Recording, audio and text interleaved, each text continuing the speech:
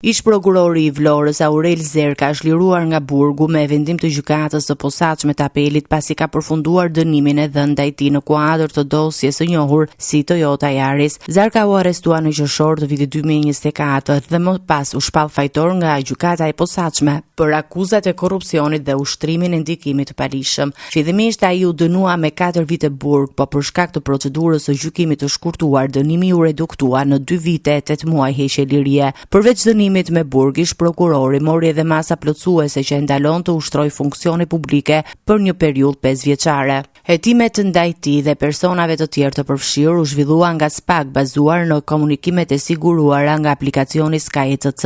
Sipas organit akuzës, Zerka kishte komunikuar me ish oficerin e policisë gjyqësore Eriola Daupaj për të ndikuar në trajtimin e dosjes Toyota Yaris si dhe në çështje të tjera hetimore në Vlorë. Prokuroria pretendoi se të pandehurit kishin ofruar dhe premtuar favore të palishme me qëllim ndërhyrjen tek funksionar të sistemit të drejtësisë. Dosja Toyota Yaris u bë publike në vitin 2018 pas sekuestrimit në portin e Durrësit të 3.4 milionë eurove të fshehura në dy automjete të përdorura që kishin ardhur nga Belgjika. Gjëja konsiderohet një nga rastet më të bujshme të hetuara për pastrim parash dhe korrupsion në sistemin e drejtësisë.